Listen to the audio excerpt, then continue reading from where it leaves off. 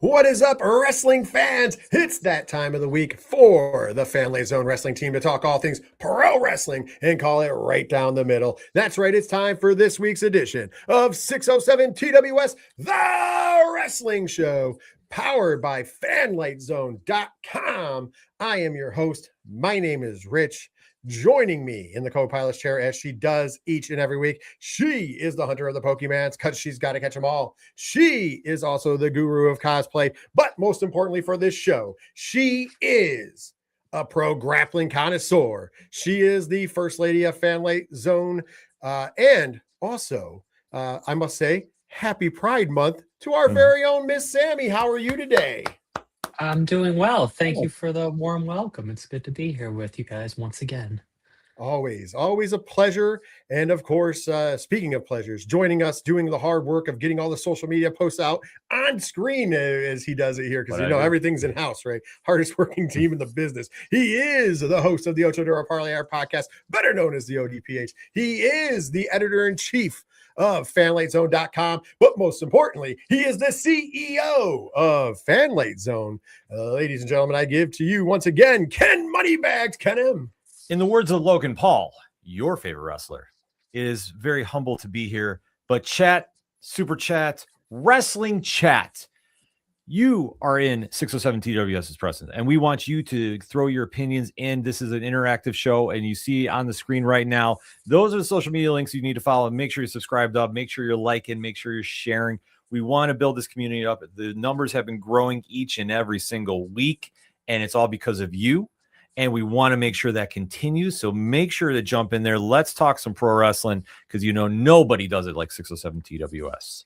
Absolutely. And of course, we actually, believe it or not, we have a lot of substance in this show, but a smaller show this week. I mean, you want to stay around. We're bringing back the editorial, because at the end of the show, the last, I shouldn't say the end of the show, but the last thing is going to be, we are 6 months official. This is the first show in June. So we're 6 months into the year, which means that we are halfway through the 2026. So we're going to take the pulse in the room. We're going to talk about the state of the union of, or the state of pro wrestling as of June. So halfway through 2026, how are we feeling about the major companies? How are we feeling about pro wrestling as a whole? But before we get there, we are also going to be talking about what many are considering the match of the year. That's right. Keys there. And then last but certainly not least, in opening the show, we are going to start off by talking about Clash in Italy, which of course went down this past Sunday. That's right. I had to remind myself it was Sunday from the Napoli Arena in Turin, Italy. And of course, lots of action going down. Being in Italy, it was a 2 p.m. Eastern start time. I know for myself and Ken M, we watched it later that night on the ESPN app. The nice part about that app, I got to throw this out there. We always criticize the commercials and the nonsense. The nice part about that app in comparison to the Peacock is, remember back when we used to try to, if we couldn't watch something live on the Peacock, and you would have to wait a ridiculous amount of hours until you could actually watch the replay. I do believe one time we were watching one of the Saudi shows, and it was an early start time. I think it ended around 4. We all had to work, and we got together around 6 o'clock, and we weren't able to watch the replay until after 8 o'clock. Yeah. It was really weird that they had a turnaround time on their replay, and then they would cut off the middle. And the reason why is they cut out all the middle sections. They cut out everything that happened in between, and you just got, the matches pretty much, which in a way could be nice. I kind of did the same thing here, but it was quick and back to normal. So I will give ESPN app that shout out, the quick turnaround, because we watched it around 6:30ish, because I think the dog came around then, because obviously we were I wasn't working that day, but you and the dog were working. So, good time. So let's chat about it now, though. So chat, make sure you jump in, give us your thoughts as well. We're going to recap the event. Let's start with the opening contest. And the opening contest was for the WWE Undisputed Championship. Your champion, QB1, the American Nightmare, Cody Rhodes, taking on the Ring General, Gunther. This match got 11 minutes and 35 seconds. Hey, Sammy, this is going to beat the hell out of your logic from Saturday's main event, correct? But at the end of the day, your winner, very controversially, and still the undisputed WWE champion, Cody Rhodes. let's kick off and just talk about the ending, and we can talk about the match as I pass it around. But the end of this match comes as Cody Rhodes hits a crossroads, and Gunther's foot was completely under the rope.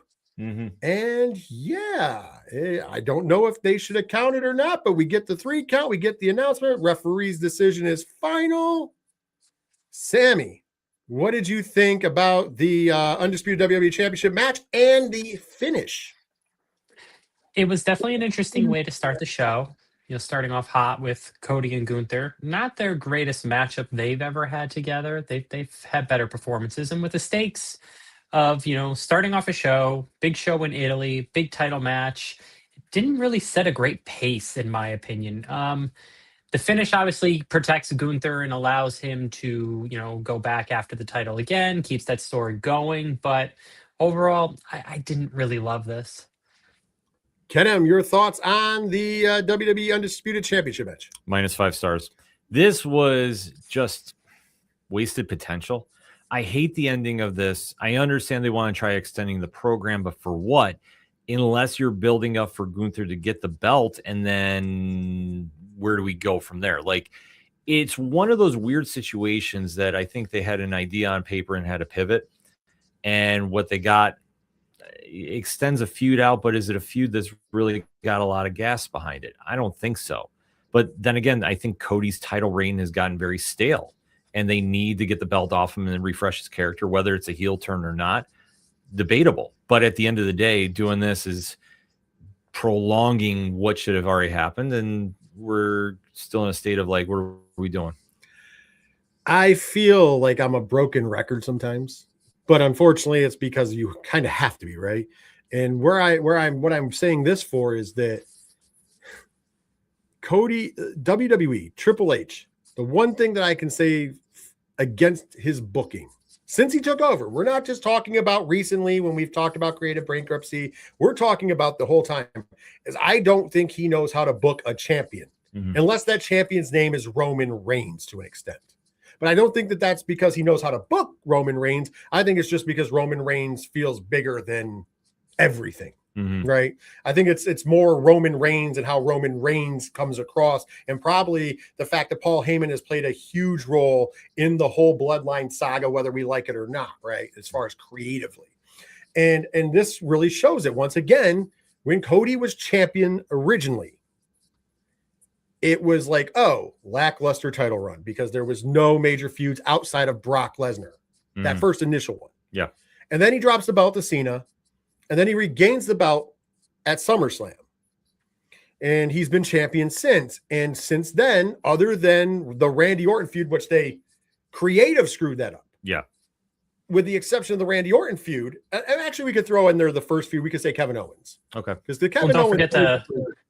And don't forget the Drew McIntyre debacle of flipping the belt to him, then flipping it back as well. Right.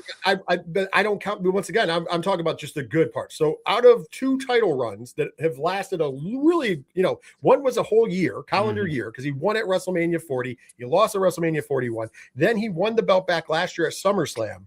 And now he has held that belt. Now, we're almost to SummerSlam. So almost another full year. You have a feud with Kevin Owens.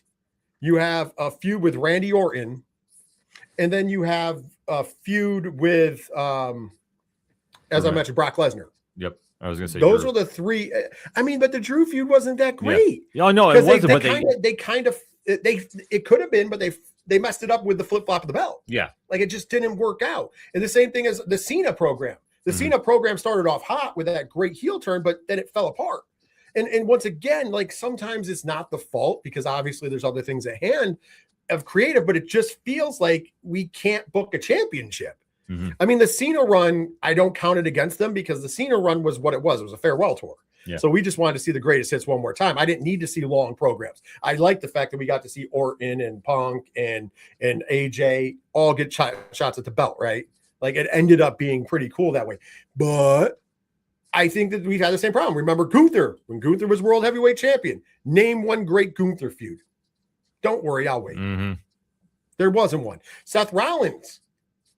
I mean, granted, you can't, he got injured. Right. But Seth Rollins, no great feuds came out of that. Once again, we'll give him the excuse of the injury. CM Punk. You could say that all the people who are going against him, I guess him and Roman at Mania, that was good. So the World Heavyweight Championship had one good feud in 2 years. Yeah. Relatively. Am I wrong? Tell me when I'm telling lies, right? CM Punk, that's what he likes to say. I don't think I am. So like sounding like a broken record, it's just another one of those standards because here you are, you're in Italy and it just becomes a throwaway at this point. Now, granted, the foot under the rope. I mean, I think that we're going to talk about it later. I think this is going to re-pivoting Gunther. I think we're going to revisit Gunther versus Cody, obviously, probably at SummerSlam, unless your idea is to do Punk and Cody at SummerSlam. So that means you go back to the well with Gunther and Cody before then. But either way, I think that this was their way of, to yours, pivoting to carry the feud on because now we're going in a different direction with Brock Lesnar. Because I think the Gunther Brock Lesnar SummerSlam bid is probably dead in the water now. DOA, if you will, because of what we saw later in this night, which we'll talk about. So I wish I was a bigger fan of the match. Maybe if it would have gotten more time, but meh. All right, next up, WWE Women's Championship match. Your champion, the Eradicator, Mommy herself, Rhea Ripley, taking on former champion Jade Cargill. This match got 16 minutes and 57 seconds. At the end of the day, your winner and still the WWE Women's Champion, Rhea Ripley. No surprise on the winner, but I will say another fine outing for Jade Cargill. Like, I mean, maybe I'm not saying that she didn't deserve the criticisms, but maybe she's finally starting to hit her stride. It's kind of wild that it's after she lost the belt, but that's, my instant knee snap reaction. Ken, what did you think about the WWE Women's Championship match? This was arguably Jade's best match in WWE, and I think her and Rhea have got some ironic chemistry together. Like, you wouldn't think that they'd be able to put a match like this together because, like we talked about, Jade has struggled since she's been in WWE, but it looks like she's now making that turn that it really matches up, and especially with somebody like Rhea who can work a match with everybody. They really made the most of the time they were given with this. So I would say this is probably the most pleasant surprise of the weekend. Miss Sammy. I can't agree more. This really was probably the best match of the night, in my opinion, from, bell to bell in terms of, just the chemistry together and everything that they did.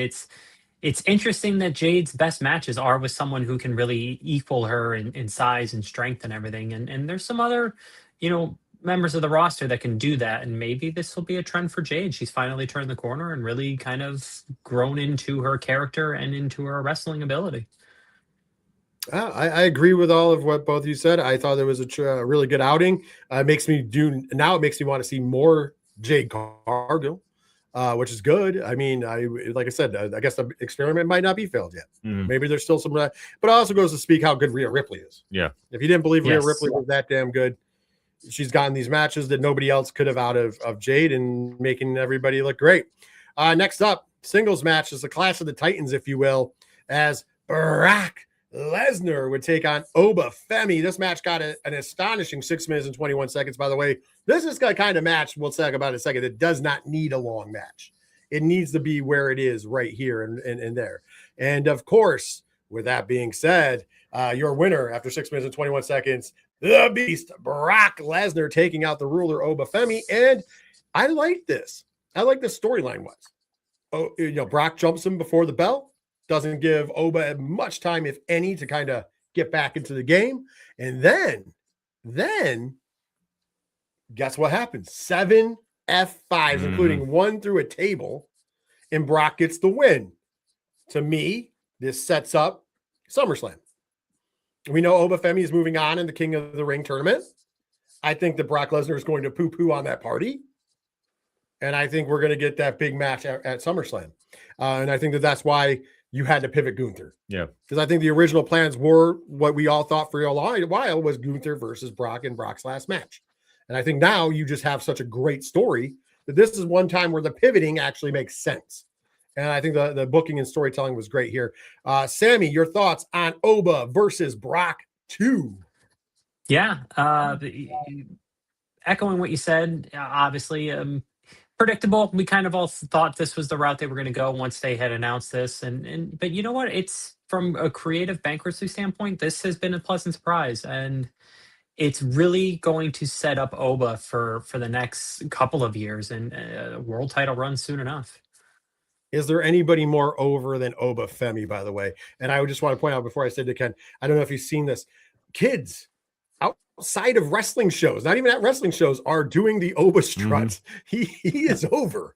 Ken, your thoughts on the match, though? I would say Danhausen right now because let's go Knicks. Yes. But yes, getting back to and maybe Trick Williams. I don't know if he's over Oba. Oba, Whoop I that think trick. I mean, everybody I'm not saying he's not over. But Oba is like another level of pop over. Yeah, I would say gaining ground, but not there yet.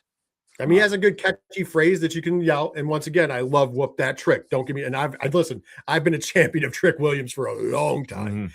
But I think Oba Femi has taken wrestling by storm. The reactions he gets, hell, he even got reactions over Roman. Everybody will start chanting, OTC. He talked smack about Roman, and they cheered harder for him. And then when Roman came out, they started chanting Oba at Roman. Like, you don't get that from anybody else on this roster. Anybody else on this roster, that crowd is going to start chanting OTC at them. Even CM Punk. Yeah.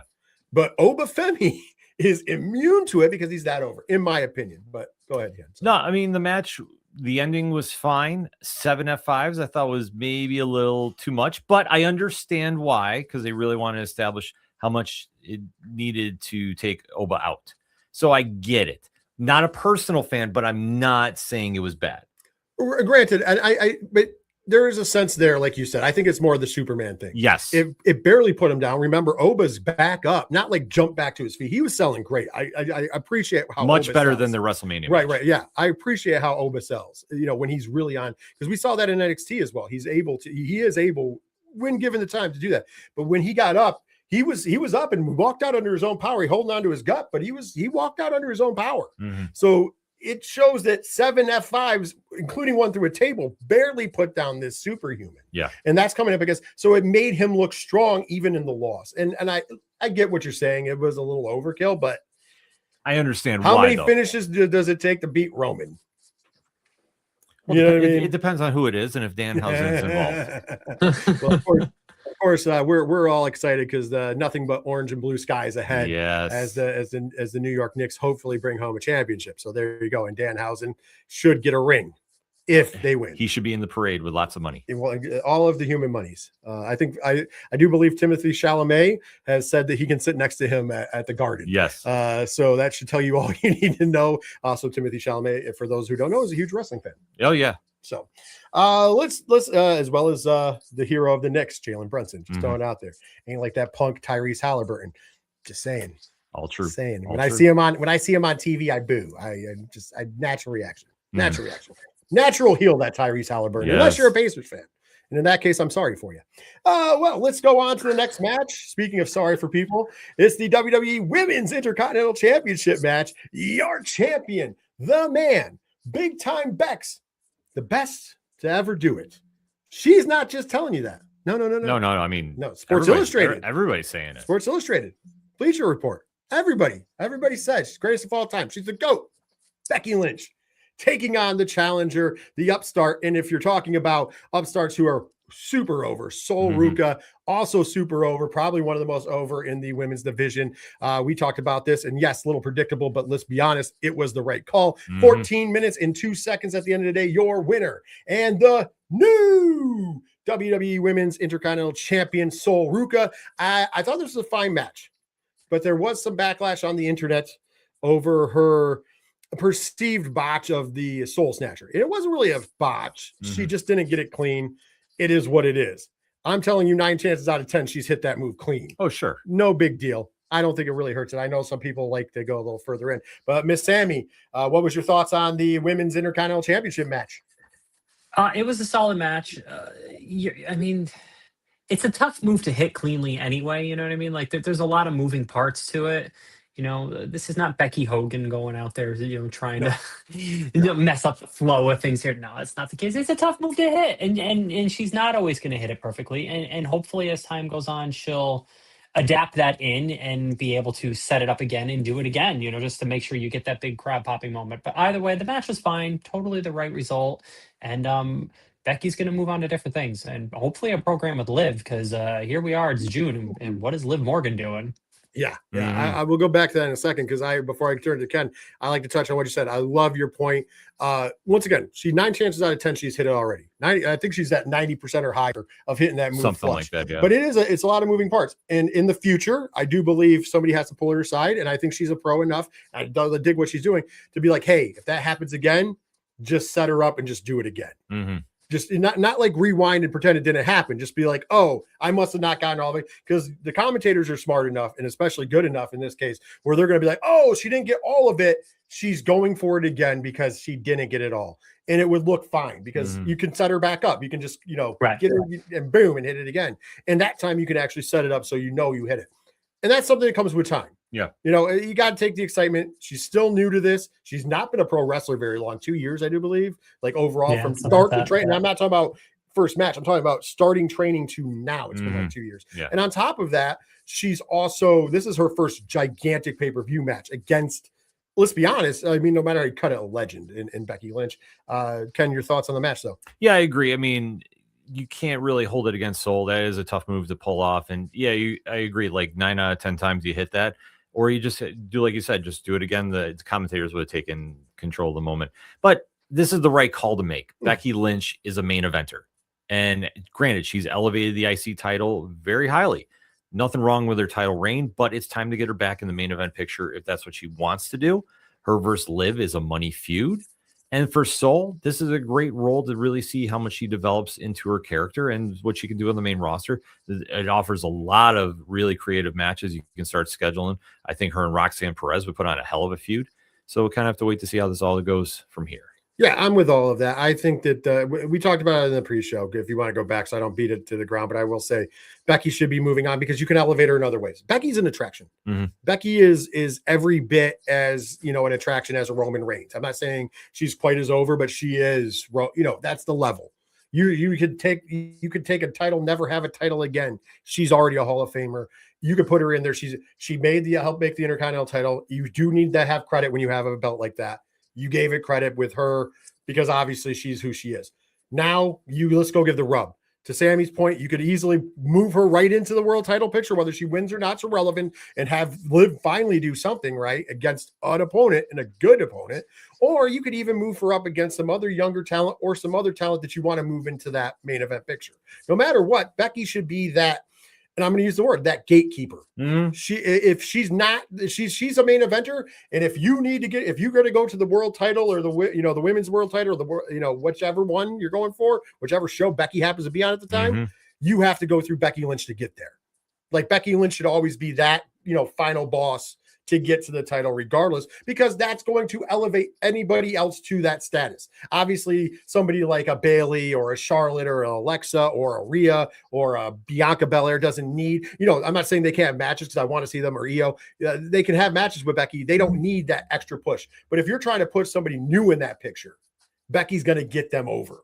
She's going to get them to look like the main eventer. They need to look like to go on to have that world title fight. So a Roxanne Perez, to your point, perfect for you. Yep. And I can think of a million others, especially as we pull people up.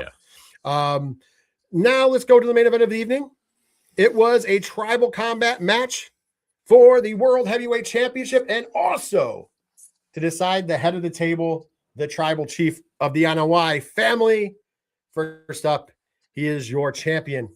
He is the undisputed World Heavyweight Champion. He is the tribal chief. He is the big dog, Roman Reigns, and he took on the Samoan werewolf, Jacob Fatu. This match got 27 minutes and 12 seconds, so an average Roman Reigns match. At the end of the day, your winner, and still the World Heavyweight Champion, and your tribal chief, Roman Reigns. So acknowledge him. You have to acknowledge the tribal chief. There you go. So I can see some dissonance here. So we'll just kick it right off. Ken, what did you think of the World Heavyweight Championship main event? Did not like this. Did not like this one bit. This is we talk about creative bankruptcy a lot, and this is exactly what creative bankruptcy is. So now Jacob goes into the Solo Sikoa role of the original Bloodline. And if you were going to do this match to have him acknowledge Roman and join the Bloodline, I don't see the benefit of this unless he's going to do a major revolt, try taking him down from within. But at the same point, I just don't think there's enough real, energy to this whole feud that makes me want to care about this. Had Jacob pulled off the upset, then you're doing something. But it just seems like the same old. And I was like, okay, I am just tuning out of this. Miss Sammy, your thoughts on the main event? I encourage everyone to go back to last week's episode and listen to the thoughts I have to say, because I'll say them again and I'll say them even louder. Roman Reigns is boring.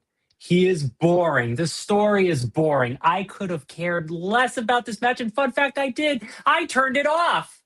I went back and eventually struggled through it, but I was like, oh, this is a slog. Boring. This whole entire title run has been boring. Boring. No, we're not that far into it. So most title runs of WWE are boring. So there's that. I will say this.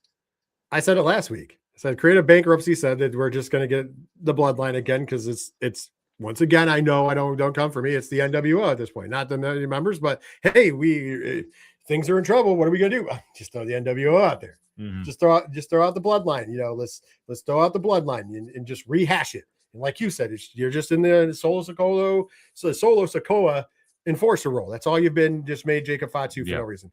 Whereas you could have done the other end of it and still gotten your Bloodline and had everybody revolt and take out Roman, which would have created an interesting dynamic. We would have maybe had a secondary Bloodline, not like Solo Sikoa's, which failed epically. Oh, yeah. You would have had one where you were actually going up against Roman Reigns, where you actually had a threat to Roman Reigns, and we had to watch Roman Reigns work from underneath for once. Because the problem with Roman Reigns is we don't have to watch him work from underneath.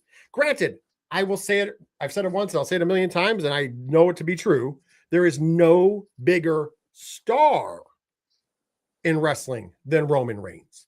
Roman Reigns is a marquee guy. Roman Reigns is this era's, however you want to define it, whether you want to call him the era's John Cena, whether you want to call him the era's The Rock, whether you want to call him the era's Stone Cold, whether you want to call him the era's Hulk Hogan, Ric Flair, whoever. Just pick whatever top guy who was sitting on top and go, that's what Roman is currently and has been since 2020. I think we can all agree on that. I'm not counting the years of him failing over and over again, as Punk said. I'm talking about when he got over.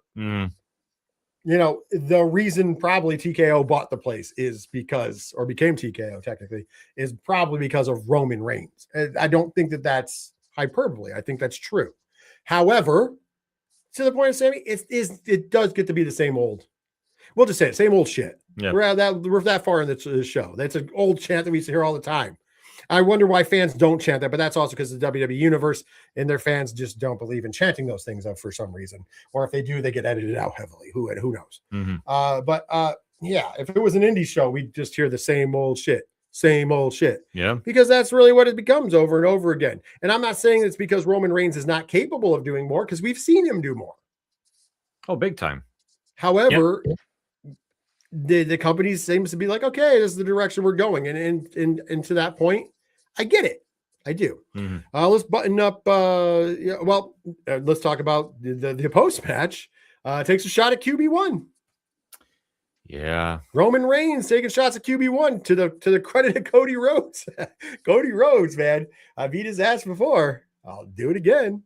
I mean, I like the setup for this because I'm assuming that we're going to get a Night of Champions champion. We're not getting the normal Crown Jewel championship, but I do believe we're going to end up with Cody versus Roman, which is fine.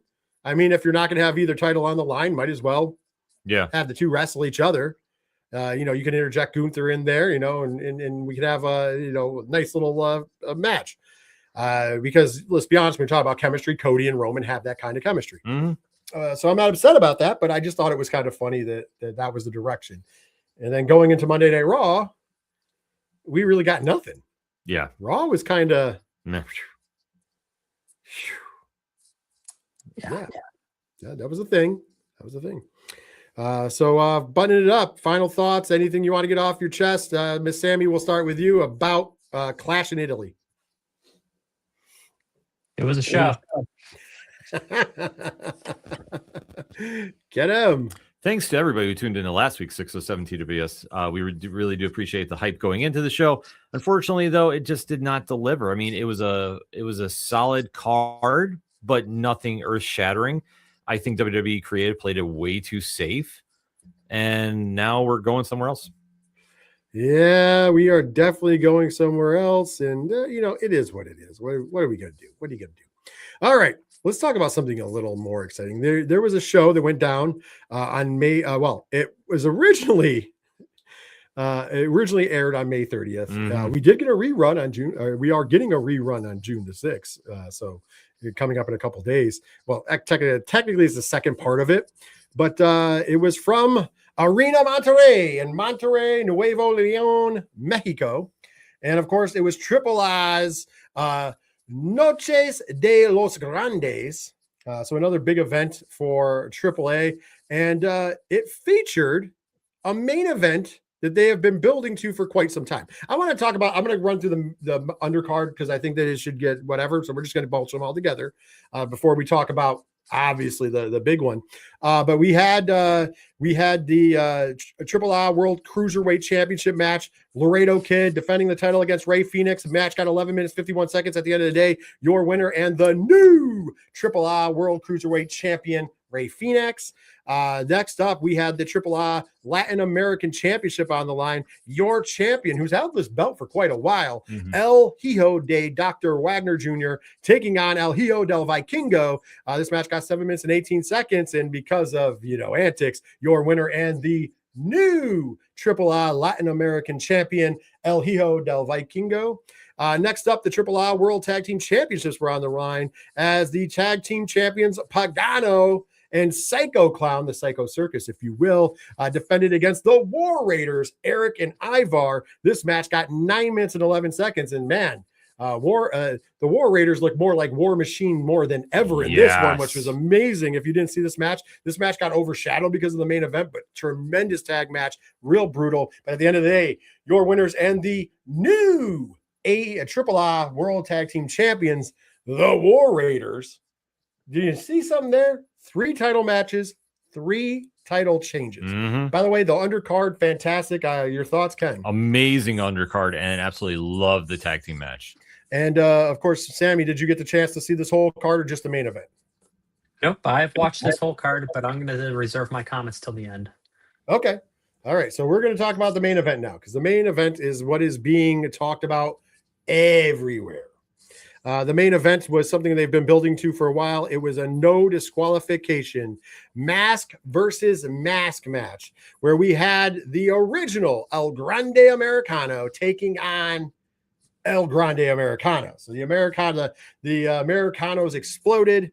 This match got 33 minutes and 22 seconds. And at the end of the day, your winner, El Grande Americano, to which the original El Grande Americano had to unmask and reveal himself as Chad Gable. And, big mystery. I mean, we already knew, everybody knows who's under the mask, which is fine. But that's not the story. The story is, holy shit, this match was good. You hear words like match of the year being thrown around. You hear a lot of praise, even from people. I mean, even Uncle Dave told everybody to go out and watch this match. Like, it is one of those things that even the people who usually give a hard time to WWE and WWE products, because let's be honest, AAA is owned by WWE, are all out here going,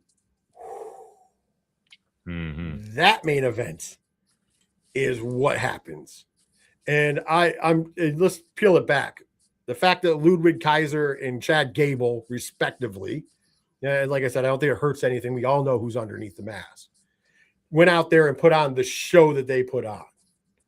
Is testaments to why both of those men should really be considered for higher spots in the main company. I know El Grande Americano will probably be still featured heavily in AAA, as he is rightfully so one of the most over gimmicks in all of the land. Rightfully so.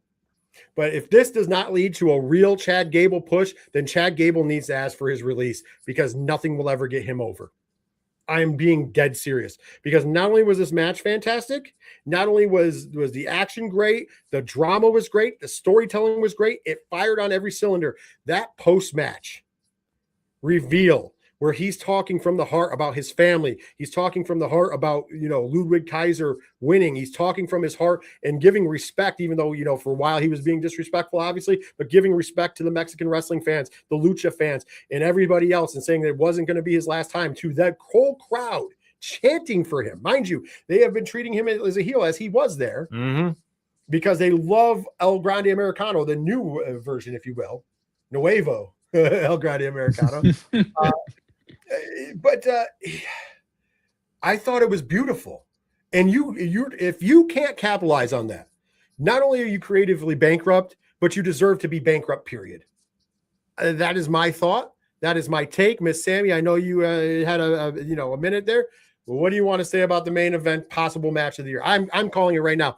I mean, obviously the year's not over, but we're talking 6 months in. This is the match of the year so far. This is the match. This is the bar that any match will have to be, period. Continue, Miss Sammy. Yeah, this is definitely the match of the year for any WWE product, and it would be hard pressed for anyone really to top it, just because WWE doesn't really do things like this. So overall, my opinion of this show is this is the best wrestling show WWE has put on since some of those NXT takeovers back in the day. This is an absolutely fantastic show from start to finish. And I hope, I know it'll continue there. And I hope that, the main roster will take a look at this and go, this is kind of more what we need to do. We need to do a little bit more of this. They're doing it in some places, but overall, this was a huge success. And I encourage everyone to go out and watch it. I mean, I can't agree with that any more than what you said there. I think that it is fantastic, and it's a testament, honestly, to guys to give the credit's due. The Undertaker is the one who's kind of Undertaker, and I know Shawn Michaels has also been involved in a lot of these shows, but the Undertaker is the guy who is in charge of Triple A currently. So, got it handed off to him. Ken, your thoughts on the match? Absolute cinema. Absolute cinema. If you want to talk about a main event, you want to talk about a match that had aura, that had an electricity to it, this is that match. From the introductions to the in-ring work itself, there was drama. The crowd was eating into it. Everybody at home watching was buying into it. You could not turn away. Even if you thought the ending was kind of already tipped off, it didn't matter. The work that Gable and Kaiser put into this is absolutely what wrestlers should be trying to do each and every single night, because they had the crowd eating out of the palm of their hand. And then in post, Chad Gable's emotional speech, which turned that crowd like that. And the fact that if he was not on Raw the next night, winning the Intercontinental title at the bare minimum is a travesty. So that hopefully they fix that this week. What else could you want from a match? Undertaker is Booker of the Year. Sorry, it's a wrap. And for anybody that's saying, well, they're going on AAA, they're not on the main roster. Are you watching the program down there? It's tremendous. That is why they're going there. That is why the talent is going to that promotion, because they know they're going to get something special out of their performance. And you're going to see more crossover appeal. And I think that this is nothing but a big bucket of win. And my God, do you imagine where we're going to have Dominic Mysterio versus El Grande Americano for the Mega Champion? Yep. Mark that. And you're going to tell me that is not going to be a rival match candidate of the year? Mm-hmm. Read about it. I'm sorry, this has just been nothing but a big bucket of win. This made my wrestling weekend. By the way, huge shout outs. We need to, if we're going to put this over and give it its flowers, we have to give this person their flowers. The producer of the match was Pete Dunne. So Pete Dunne was the producer of the Mass versus Mass match. Just think about that. A young man who is still wrestling, but yet put together with these two gentlemen, obviously with a team effort, this match, but he's the producer of the match. So as much as we're shouting out, and once again, the praise does deserve to go to the Undertaker, who is obviously running a good ship down there currently. If you're not watching the Triple A product, you should be. I mean, there's no excuse not to be. It's on YouTube. Mm-hmm. It's on every Saturday.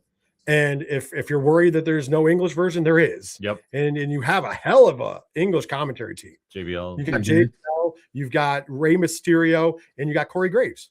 It's a hell of a team. So if that was your like, oh, I don't watch it, it's amazing. They're doing good work down there. There's a reason they replayed the match after Monday Night Raw this week on Netflix. Yeah. So what does that tell you? Yeah, Netflix wanted that match. Mm-hmm. That's what that told me. Yeah. Netflix heard the buzz and went, oh, you need to give us that match. And WWE, because think about it, it wasn't a separate thing. No. It's at the end of Raw. So and they announced it all show. Oh, stay to the end. They showed the trailer multiple times. Said stay to the end, and you can watch what everybody's talking about. I mean, this is a 30-minute match. Mm-hmm. That keeps you on the edge of your seat for 30 minutes. And yeah, we kind of all knew who was going to win the match, but the storytelling even sold you that might not happen. Yeah. There's sometimes in that match I went, oh man, they are actually going to demask Kaiser. There was part of me that thought maybe the company blamed him for what happened in that elevator, and this is their way of kind of like getting rid of him, but they didn't. And it doesn't look like they're going to, because it looks like they're solidly behind what happened in that elevator. Mm-hmm. They've come out, and Triple H has asked a question, and he said, yeah, there is no punishment. He didn't do anything wrong. He did what needed to be done, kind of similar to the CM Punk situation at WrestleMania that some people whined about. But you know what?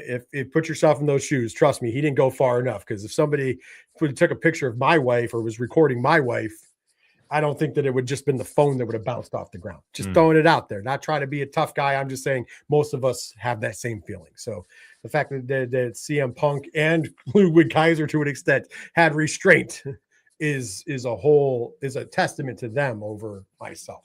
I've said it before, I'll say it again, but yeah, tremendous. So Pete Dunne, congratulations on getting yourself a job after you're done wrestling, because wow. Undertaker, congratulations on your move towards Booker of the Year, even though some other outlets might not cover it. And last but certainly not least, Kaiser and Gable, two guys who were afterthoughts, mid-card at best, not deemed to be, took this crap gimmick. Chad Gable first, then going to Kaiser, took this crap gimmick. Got it over. Because think about it. Yeah. El Grande Americano is not a great gimmick when it started. Somehow between the two of them, they got this gimmick over. So it's one of the biggest gimmicks in all of Mexico, which is insane to think about. And on top of that, come up with this. It just shows, Gable's mind too, to run with these gimmicks and make the most of it. And like I say, he's got to be the guy that gets the IC title. And by the way, the tribalists out there, listen, watch more than just the like. Even if Uncle Dave's like, hey, put it aside, this match is phenomenal. It is phenomenal, and I'm not saying that AEW is doing bad work. However, I will say this: I don't have anything on the docket for AEW. I don't know if Miss Sammy watched the show, because I'm gonna be honest, I didn't watch Dynamite this week because the New York Knicks were playing basketball in the NBA Finals. So I apologize that I'm a diehard New York Knicks fan. So if you want to add anything about, because I want to be fair, and this is no shot, I just haven't had time to rewatch it. I just could not watch Dynamite because I was too busy dying on every listen, Jalen Brunson grabbed his knee and I almost passed out. We all had a moment. I almost was like, Jesus, take the wheel. It's over. I'm coming home. But instead he came back and we pulled off the win. But anyways, Ken, you did want to add something, it sounded like. Well, I was going to say the highlights from Dynamite this week, we can sum it up in 3 parts. Mercedes Moné is back. So it was, we all had speculation when she was going to come back in the wild card role. So curious to see where this leads to her heading to Wembley. My judgment for that real quick is that, like I said, if it was her, I'm criticizing the fact they didn't do it on the pay-per-view. Yeah. Because that was, and I'm not taking anything away, but we got a really kind of match with Athena on the pay-per-view when you could have had all the money Monet. Yeah. I can continue. Sorry. The downside of AEW, and we talk about creative bankruptcy. Oh my God. Okay. So we have Kevin Knight finally going heel and trying to establish his character. And what are we going to do? Make him the 15th member or whatever it is for the Don Callis family? Like, do we need really everybody in a faction in AEW at this point? Seriously, how many members are in that damn family? I have lost track. And honest to God, Knight was getting over on his own. Do we really need to add him to that cluster mess? I don't think so, because honestly, I'm losing track of who's in there. So when Takeshita came out later, I was like, wait, isn't he part of the show? And I know he just left, but honestly, there was so many members coming in, and that was a whole other ballgame too in the main event with Ospreay and Mark Davis. It like that just turned into, let's just empty the locker room out and everybody's going to come down and get their time in. It, like I say, it was good, the bad, and the That's the easiest way to describe AEW this week. I thought it was a good show overall, but the Kevin Knight thing just threw me off, and I'm just like, why?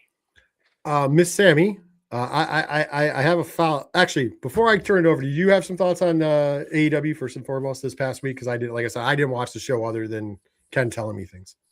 I mean, really, all I would touch on would be the Kevin Knight thing. It's just disappointing that someone was really gaining some traction is kind of went the Shawn Michaels tag team route. You turned on your partner, and I know he's struggled a little bit in some promos or whatever, but you kind of grow into that, and just putting him in the family with everyone else, and Don Callis will probably be the mouthpiece most of the time. I just think it's just a disservice to him and to Kevin Knight, and he should have been allowed to try and shine on his own because he was really starting to show that. All right, so I have a listing in order of their joining. I'm not going to give everybody's join dates, but I have a listing of the Don Callis family. Okay. So here you go. So just so you can have it. And I even have former members, but here's your listing. Obviously, Don Callis. We're not counting him because he's the manager, but still Don Callis.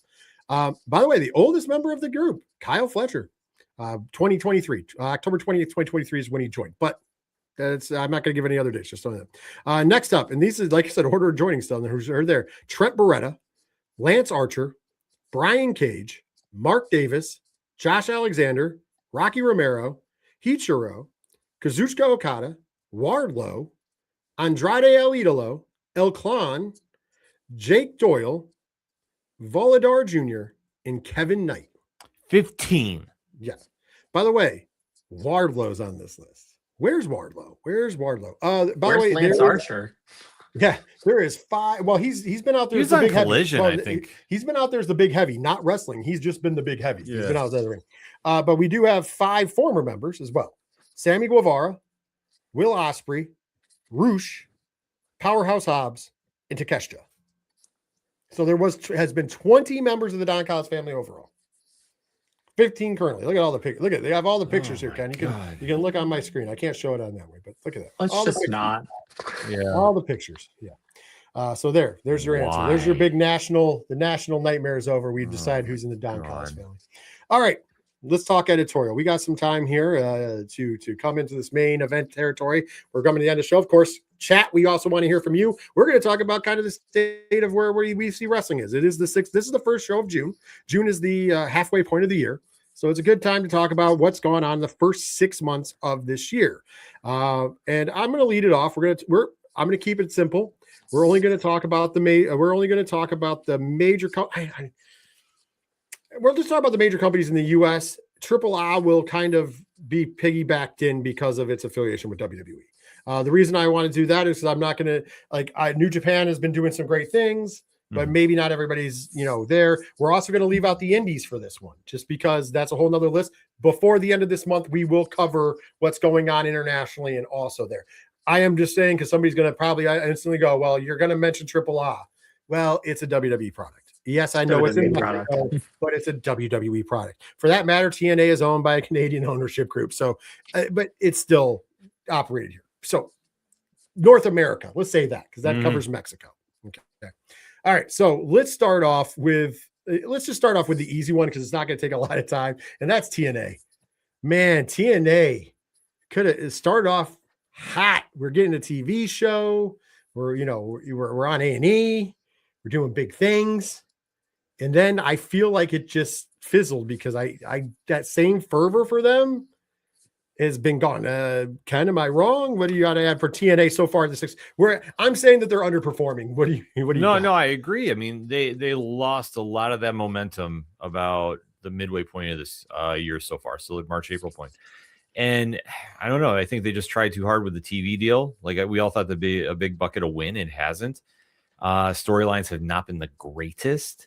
So, I mean, they will bounce back. I mean, their pay-per-views are always a solid show top to bottom. But I mean, yeah, overall, it's just been kind of like so much potential, so little execution.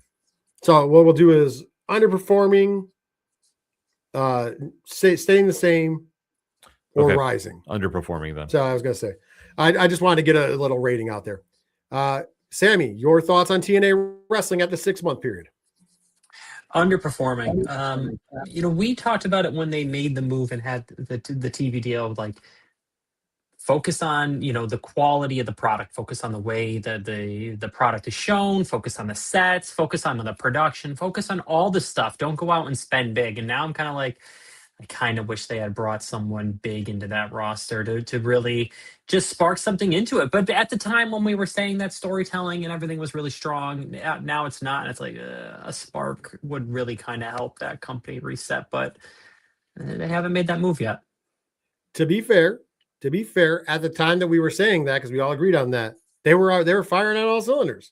It looked like they were looking how they're taking what they had and making the best out of it. And it's just, the wheels fell off. The wheels fell off, including the fact that you have Super Sunday coming up.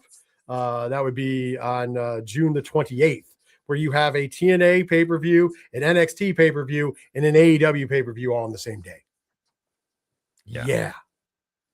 That's what I'm going to tell you. One of these things, not like the other. And I think TNA is going to be hurting from that. Probably should move the day. If they have time, they should probably move the day. Let's move on to, speaking of one of those other companies, let's move on to NXT. NXT, it's been, it's always been one of those rocky up and downs. We're going to start with you, Miss Sammy. Where do you got NXT performing at the 6-month period of 2026? Obviously, earlier in the year, they were certainly overperforming. I wouldn't say they're totally underperforming yet. They're just in that transition period. There's some really amazing talent down there. There's some interesting storylines.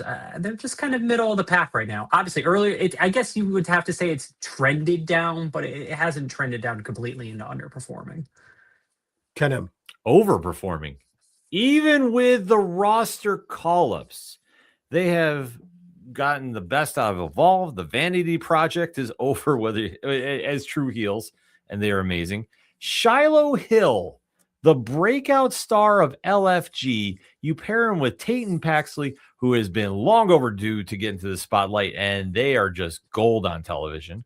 Then you think about what's going on with Kendall Gray coming to the roster with Lola Vice. They're building that feud up rather nicely. They finally got Sol Ruca away from Zarya, so Zarya is having a chance to shine. There is a lot of win happening. And even in this phase of transition, the stars they pulled up are going and trying to grab that brass ring. Plus, we talk about the NXT additions from New Japan and Mason Rook, Evil, Nakura. Yeah, I mean, when you got somebody that they're big, they're bad, and they're going to body slam your dad, I mean, that is a roster win and a half. So they have added some parts, and they're still maintaining, but I still feel that the call-ups they've done from Evolve and such are overachieving because they're still have that same Shawn Michaels booking, and it still doesn't feel like they've lost a step. I can see what both of you are saying, and I kind of actually find myself in between. So I'm gonna say rising, overperforming, but not to the extent you said. I think that they are. I think with all the setbacks, and by the way, the nature of NXT, you're gonna have setbacks, right? Mm-hmm, sure. So like that's perfectly fine. But that's the kind of the what happens when you're the feeder system, if you will. But even with all that, I think that they've found a way to do some really compelling stuff. Mm-hmm. And the main event picture is not where it was. I think that's where I'm kind of the least on. Not saying that I'm not a big fan of Mason Rook or Nakura or obviously Tony D. I'm a fan of what's going on there. But I'm still don't think that they're where they need. It's not as strong as when Trick Willie was running the show, or when Oba was running the show, or Ricky Saints. Like that main roster move did kind of hurt the men's main event scene. The women's main event scene got hurt a little bit as well because they took a lot of the big pieces. Not saying it's not still good. It is still very good. It just doesn't have the star power. Where they are overperforming is that mid card, the undercard, if you will. You're getting over some tag teams. You're getting over people like Shiloh Hill, Tatum Paxley, long overdue to get over. I'm with you on that. So you are having like that undercard, if you will, the below main event. Oh boy, watch out. And that is why they will be overperforming. Maybe by the end of the year for me completely, but definitely rising. They're trending up. They're not trending down for sure. Next up, we talked about it a minute ago. We'll stick with the WWE things at first. Triple A. Triple I is our next one up. Ken M, where do you have Triple A? Overperforming on every single level. It's the best brand on television, which I include streaming with. Literally, they are the best show week in and week out. Miss Sammy. Yeah, completely overperforming. I guess my only fear is that WWE is going to look at this product and be like, wow, this is amazing. This is that. And they're not going to take those lessons and learn them elsewhere. They're going to take the things that they do on the other properties and move it here, which would just completely devastate it. So that's just a fear thing of mine. But overall, watch this every week. Overperforming. Oh my God. I'm with you. They are, if not the best top, it's right at the top. And I think that a lot of people are writing it off because a lot of people instantly went, well, WWE got their hands on it. Listen, I was one of those people. Now I'm a believer because like every Saturday night destination television. Yep. I don't know how many times we've watched a pay-per-view on a Saturday and just we're like, oh, let's flip it on over to Triple A. We should be totally done with wrestling. It's like, nah, we're going to watch this show. And that's just the weekly program. That's not even one of their specials. The weekly program sometimes outshines the pay-per-view we just watched, and it's only 1 hour long. That is tremendous. That is a testament to what they're doing over there. Of course, coming into a huge show for them as well, because you're coming in to Triple Mania, and that will be a 2-night affair, one of which taking place in Las Vegas, the other taking place in Arena, Mexico.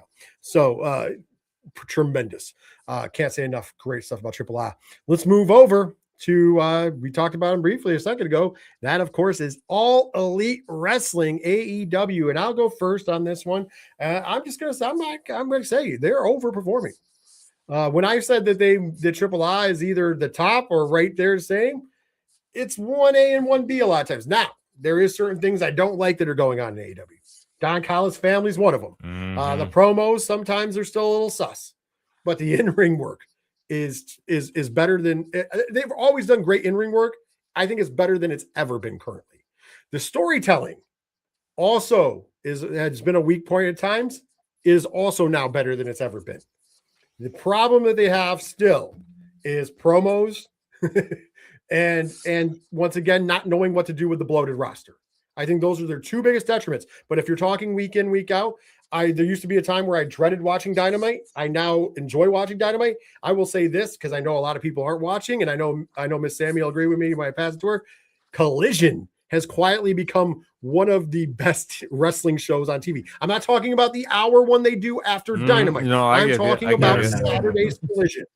Watch that for good wrestling. Trust me, it might not have the star power some weeks, but the matches themselves will pull you in and they're entertaining. And so it's quietly become there, and their pay-per-views are next level.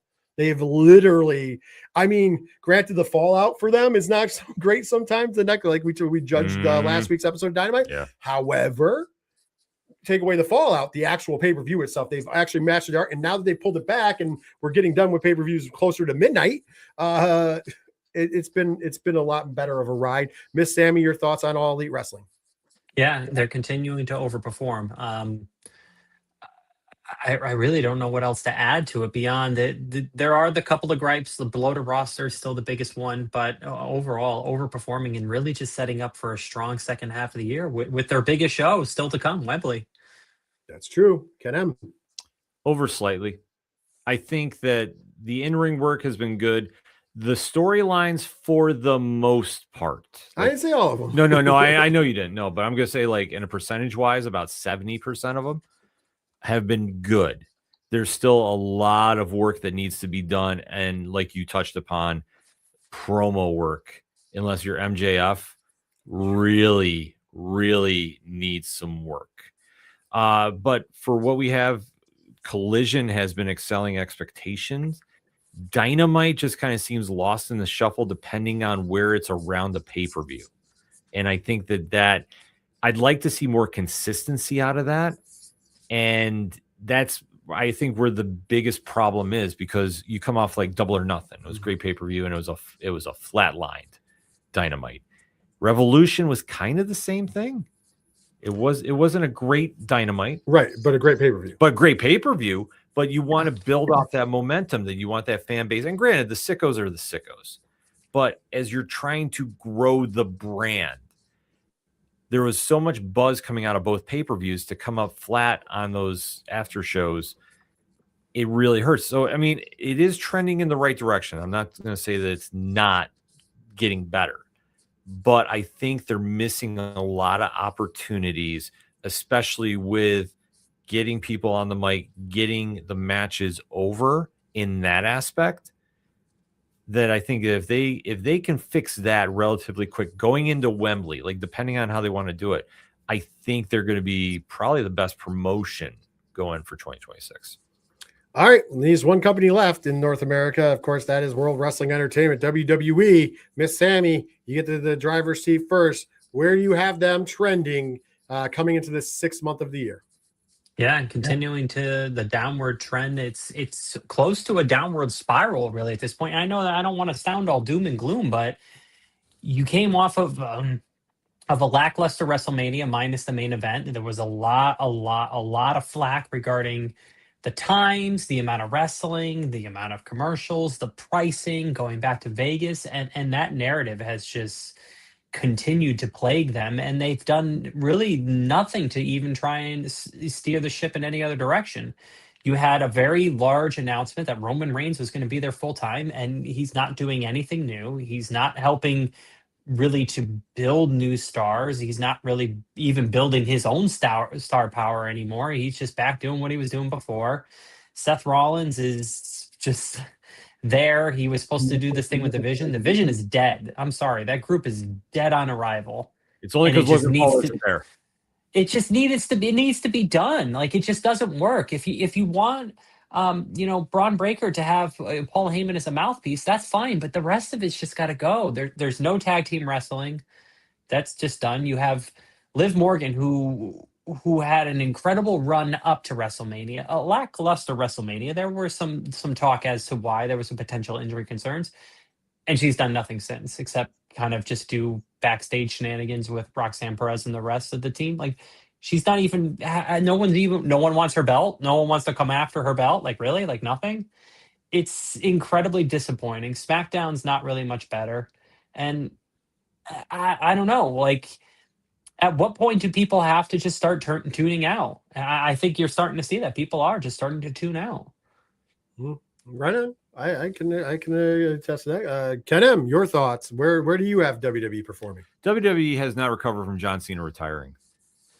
That's point blank what it is. They are these problems existed before that, though. No, but now they're glaring, because at least under the aura of Cena's farewell tour, a lot of the mistakes that were going on were covered up.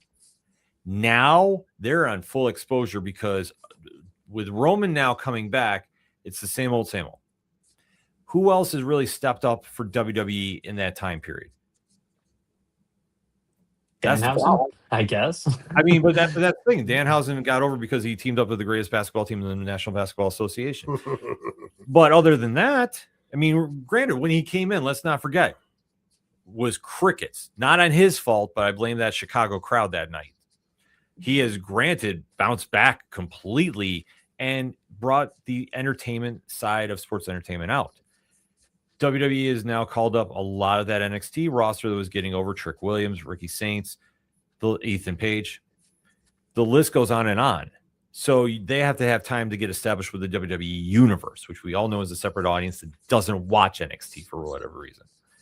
But for whatever the real reason is that there was so many creative changes going into WrestleMania, honestly, I think that problems that were going on that Cena's retirement tour covered up were on full exposure and no answers to, and only got worse at WrestleMania, which should have been, the greatest show of the year. And all we've been doing, and rightfully so, is picking it apart because it was not a good show. Dare I say it was a train wreck for except a few matches. And I think for WWE, whether it's the powers that be that are influencing the booking, and I'm not saying Triple H is completely innocent on this, but they need to really sit back and go, okay, what's working and what's not, and have to get away from trying to get the ESPN audience in and get back to the WWE ones that watch every single Monday, Friday, occasionally Saturday, and always on a pay-per-view Sunday. If they can do that, they can right the ship. If not, and they keep doing the meme that everything is fine, they're going to be standing in the ashes of a failed company. Wow. I can agree both. I'm just going to say, yes, underperforming. Listen, it has been a downward spiral. It has been, you could even call it the death spiral. It will be studied. There is a possibility that this thing could be studied on the level of WCW. Yeah, I said it. It's not going in a good direction at all. Creative bankruptcy is a huge part of it. And here's the weird part. They have star power. It's not like there's a lack of star power. They have talent. They have an embarrassment of riches in the talent department. We just talked about even a bunch of the people they just brought up who are getting over. It's not that they don't have those things. They're just not putting them together in a compelling way. The compelling storyline is gone, and it has been for a while. I say creative bankruptcy a million times a show. It is creative bankruptcy. They do not know what to do. And even when they have a sense of what to do, their parent company micromanages out of existence. That is facts. That is not even up for argument at this point in juncture. Mm-hmm. You had, I will say this, WrestleMania was a big fail pile. You had two exciting things that happened. You had Oba and Brock, which was pure wrestling pandemonium, just like the spectacle. Mm-hmm. And then you had one great match, and that's Punk and Roman. Since then, Roman has kept his word, much to Sammy's point, but now it just feels like it's the original Bloodline run all over again. Right back to the original Bloodline music, original Bloodline run.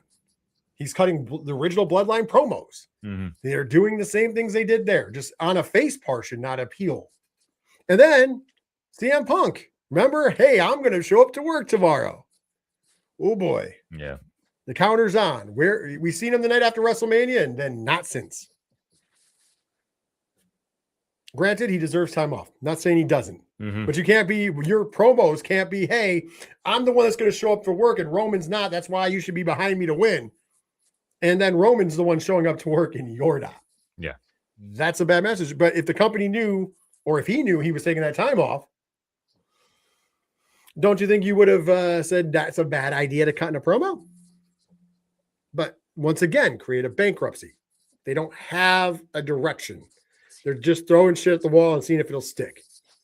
And that is leading to bad. The fact that we both think that NXT and AAA are both going in a good trend, mm-hmm. where we debate where they're standing, but we all agree that they're going in an upward trend. But the main product is going the opposite direction is the telling part. And I get it. There's going to be some people, WWE fans, and don't worry, they're going to say, but they're making money. Doesn't matter. Okay. I'm always the guy that says the wrestling business, but at some point in juncture, you're going to start losing money. The houses are no longer full. The house is light, brother. I'm not saying that they're half empty because they're not, but they're not full anymore. Once again, I made a reference to this last week. I'll say it again. There was a time period where people got annoyed with it, but it was true at least, where Triple H would come on those post-show, post-pay-per-view scrums and say, today we set a record attendance for this building. We set a record gate. We ain't heard one of those in a while, in a long while. And it was there's also a reason why they do these overseas shows every year now, because they get over there once a year and it's always a big crowd because they're not there all the time. Yeah, but even here in the States, they don't really go to the same places all the time. It's not one of those that we're killing the territory. They spread it out quite a bit. They go to different cities, giving them credit. The problem is the prices. We are if you're right now, we'll just talk about, I'm not going to dive into the whole geopolitical portion of it, but the economic times are uncertain at best here in the United States. And so that means you can't be charging what they're charging for a ticket price and hoping people are going to show up, especially when you got to put gas in your car, you got to put food at the table, and you got to pay your mortgage or your rent or whatever you're paying. Like, honestly, entertainment funds are down. So to be so blind to that and so stupid to it, to keep raising the prices, and to be fair, they've now dropped the prices, admitting that they're failing, which is fine, but they should have done that sooner, because you can't feed people bullshit and then also expect them to pay more for said bullshit. Mhm. And that's what they were trying to do. But once again, the TKO ownership group, it's what they did with the UFC too. Yeah. And tell me how that worked out for them. Even on free Paramount, their numbers are down compared to what they used to be. I mean, look at their two biggest wins on the year. I mean, you're looking at Danhausen, who's an absolutely creative genius, working with The Miz, who's been underutilized over the past few years. So it's fresh. And, again, Danhausen is just an absolute overachiever. And then you have Oba and Brock with Oba and Brock. Well, what's the key thing there? Paul Heyman, because Paul Heyman's got a huge connection with Brock Lesnar. So he's all over this. So at this point, we have to start talking about Oba being a Paul Heyman guy, which is fine by me. But beyond that, I mean, really, where you at? I mean, yeah, you have some good wins with the Trick Williams getting over with the crowd and everything. They're there, but the storytelling is just not there. Yeah, I will also say to that, Danhausen has gotten over more outside of the wrestling business. Yeah. Yes. Because he's such a damn good entertainer. Not saying he's not getting over with the crowds, but think about it. This run from the Knicks, putting the fact that I'm a diehard Knicks fan, and also Ken is, just putting that out in the open. But without that, even if I wasn't a Knicks fan, if I wasn't a Knicks fan, I saw what's going on with Danhausen, it's intriguing. Mm-hmm. Like, here's a guy who's since he uncursed the Knicks are on a 12-0 run in the playoffs. Yeah. And could possibly and hopefully win the NBA championship. Well, it works both ways, right? Even if they lose, Danhausen can still win from it. He's won either way. He's winning, and so are the Knicks. We'll not put that karma out there. Yeah, but here's my thing. That is what's gotten him over culturally. Not, WWE gave him a platform and he's running with it because that's what Danhausen does. Hence why I did make the reference. I'd hate saying fumbled, but when everybody always want to talk about fumbles, there's a lot of the fumbles that allegedly Tony Khan made. There's only two that I really count: CM Punk because of how it was handled, and Danhausen. And even now, if you listen to that Ariel Helwani interview with, if you haven't, go out and listen to it with Tony Khan and Ariel Helwani after they made up, I'll say this. He even admits that the handling of the CM Punk business was not exactly good for business. Like, he wishes he could have done that differently. Not in those words, but he did say that that was a need for improvement and was open to talk about it, which was interesting. So Tony Khan, I do believe, has grown as a professional. I know We're not talking about AEW, but I can see he leaps and bounds. Hearing him talk now, I'm like, wow, this dude knows. He's starting to get into the job, if you will. Well, and it's been a huge benefit to the company because now the company is really starting to overperform as well, as we said. I digress, though. Well, that is how we're feeling about the companies. Like I said, before the end of the month, we will talk about the state of the indies. We'll also start talking about the state of international. So don't you fret. We like to cover everything here, but obviously we don't want to go for a whole another half an hour and keep the year. But I will say this, since you did stay out and watch, thank you so much. As always, make sure you head on over to fanlightzone.com and check out the great comic reviews that we have for you, especially every new comic book day. That is Wednesdays. We are doing the most reviews that we can possibly bang out every single week. So if you want to find out, if you want to get back into comics, you're looking for books, that's a great place to go, as well as making sure you're following us on the social medias, because we're shouting them from the rooftops. Not only do we have reviews, we're talking about different things going out. And then, of course, last but certainly not least, if you are watching us on Twitch or X, that is awesome. Make sure you're following us there. But head on over to the YouTube channel. If you're already on the YouTube channel and you haven't already, make sure you smash that subscribe button. Click the bell icon for notifications so you know whenever a new video goes up or whenever we go live with 607 TWS. And last but certainly not least, hit that thumbs up to help us slay the algorithm. And by the way, great interviews already there. So check out some of the great comic book interviews we have up, as well as some great ones on the way that we can't talk about quite yet. But trust me, I will just say this. Monday, 9 a.m. is the next video that hits, and you're going to want to see that one for sure. With that being said, though, thank you once again for tuning in to 607 TWS, the wrestling show powered by FanlightZone.com. And I hope you come back next week when we talk more things professional wrestling while having our takes be right down the middle. For myself, for Miss Sammy, for Ken M, take care of yourselves, take care of each other, and most importantly, later wrestling Fan. Let's go, Knicks.